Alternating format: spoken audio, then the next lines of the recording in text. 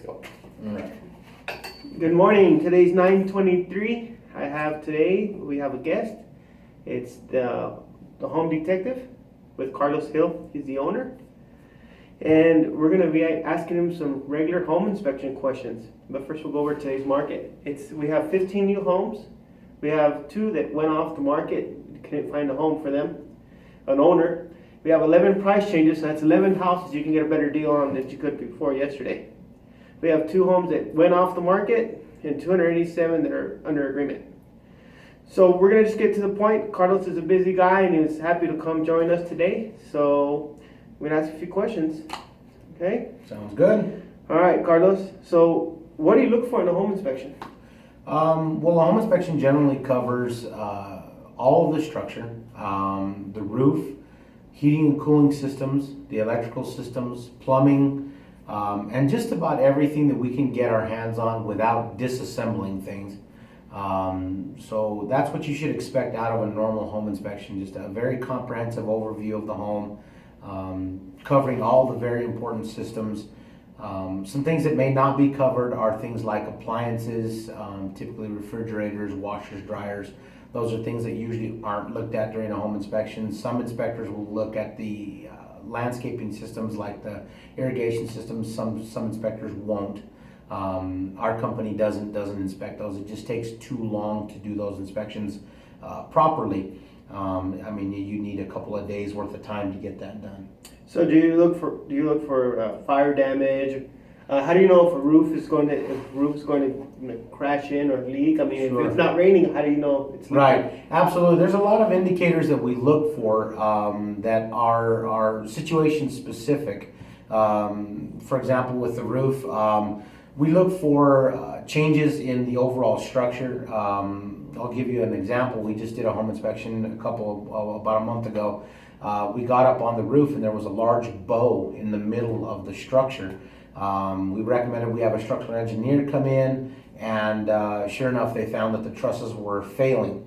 And so we were able to have the structural engineer come in and give us that second opinion, really go over it. But we look for a lot of physical indicators. I'm a licensed general contractor, so I don't just, I know what I'm looking for when I get up on these structures to be able to determine whether or not there's major issues. Yes, we also look for fire damage. That's a real common thing.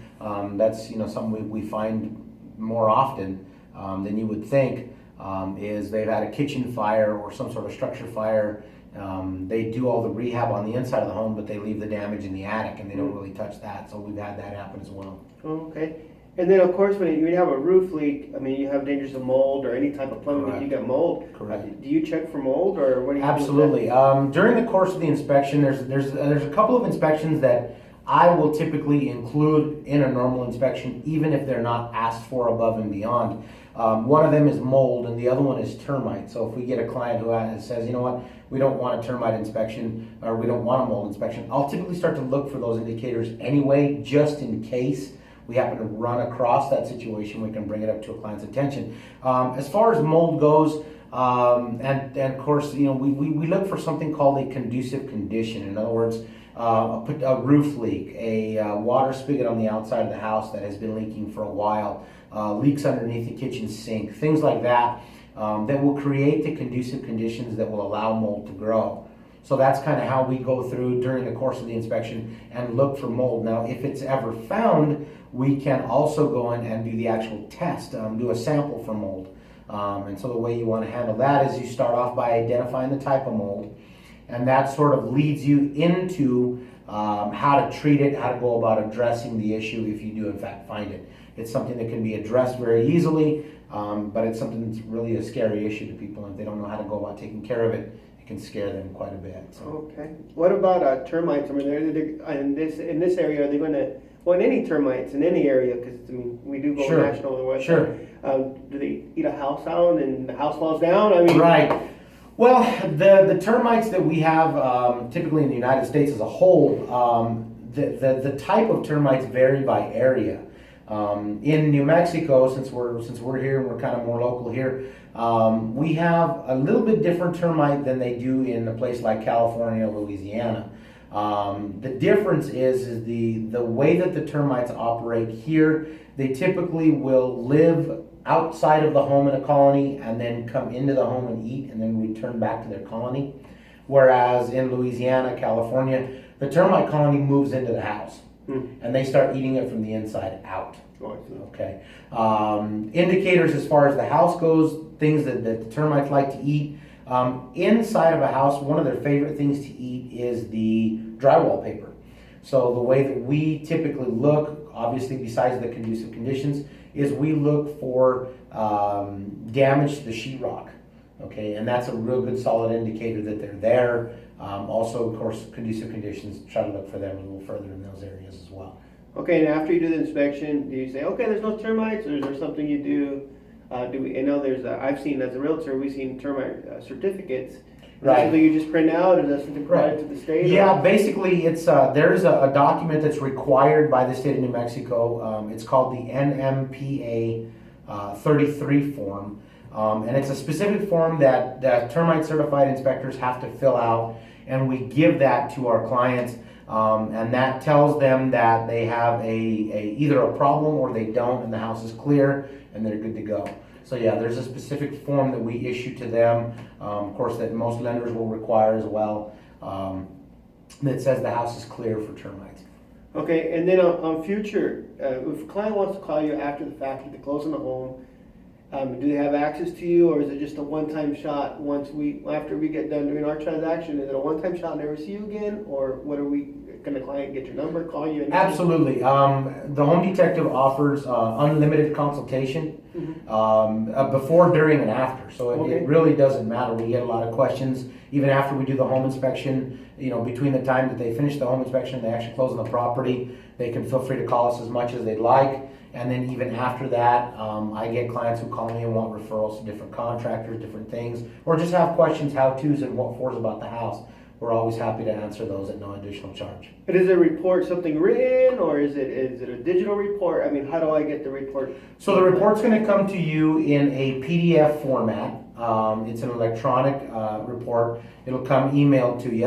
And if you need to, we can print out a hard copy and put it in a binder. But typically we find that the electronic version is a lot easier because it allows the client to send it to their realtor, to the bank if they need it, to whoever. A lot of times we have two people that are two different places. They can email that report back and forth really easy, and it just makes it a lot easier to send that back and forth. Okay, I have worked with Carlos plenty of times. We've done a lot of deals together, and what he does send is a really nice report. It's colored, it's down to the point. It tells you what the problems are first, and it goes more thorough if you go into more of the report, by the way. Okay, and then our home inspection is only for buyers. No, actually, it's sort of kind of a common misconception.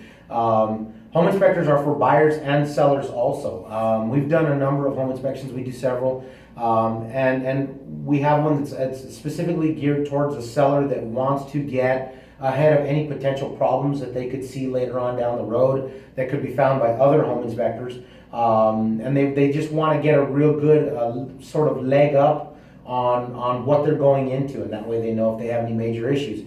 And then we call that a pre-listing inspection, and that's more geared towards the seller to try to get that leg up. So yeah, we can do that. We do, for example, just a specifically roof inspection, just geared towards the roof, so that if there's any issues there, we can address them before they even get the property listed. So yeah, it's not just for buyers only. Sellers can also take advantage of a home inspection as well. Perfect. And then when my buyers are with you, or my sellers, what do you expect them to do? Typically, what we try to do during the course of an inspection is not just inspect the house. We always try to provide a level of education about the house. So we welcome the buyers to come along, the sellers to come along, ask whatever questions that they feel like they need to ask. If they're not asking questions, I'm constantly trying to give them a little bit of an education about the house in a number of different ways, not just the overall operation, but in the maintenance and care of the home for their long term. And so we try to educate as well as do the inspection, so that each party can feel like they know a little bit more about the house. And so they're always welcome to come along, get right in there with us. We let them come up on the roof with us, and just try to really get a good feel for what I'm seeing. They can see it, and I'll try to teach them as much as I can about the house during that time that we're there. So if I'm a buyer and I see something wrong with the house, Sure. for instance, I see some wire coming out of the wall, Sure. do I tell you, or do I just kind of and wait for you to find it? No, absolutely, absolutely. I mean, we try to be as thorough as we can, but I don't always know what questions are on the mind of the buyers. So absolutely, buyers, please ask, question, talk to us, because that's how that we can kind of it may not even be an issue. It may be something that's supposed to be there, but it can help to alleviate a lot of the stress that a buyer can feel during a home inspection. They're a little leery, don't understand what's going on. We can alleviate a lot of that by them just asking questions. Feel free to ask. Okay. Always ask. Okay, do you have anything to add to our viewers? More than anything, just keep in mind as you go through your selection process of a home inspector, whether you use the home detective or not, we'd love for you to do that. But in the state of New Mexico, there is no requirement for licensure in as far as a home inspector goes.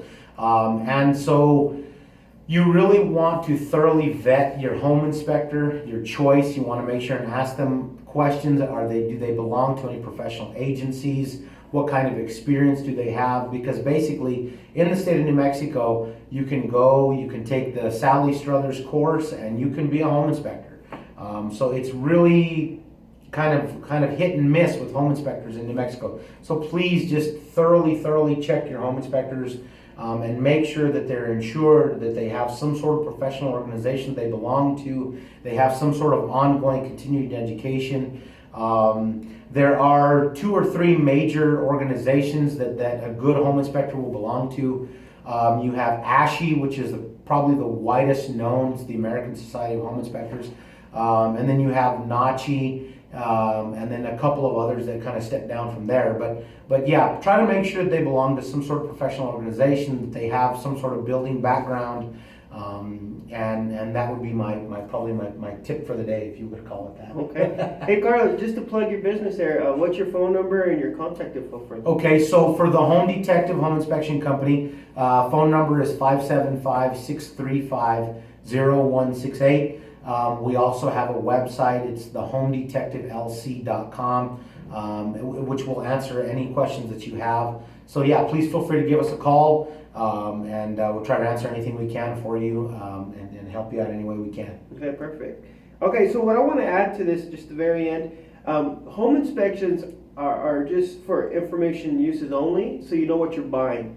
Now, we can do objections, which we covered in another video of ours, but as the lighter side of real estate put it just right, I don't know if you can see that, but I'll put it up on my Facebook too, and I'll put it up on the website as well. It says, home inspection reveals doorbell doesn't work. Better ask for all new wiring, new furnace, water softener, and a jacuzzi.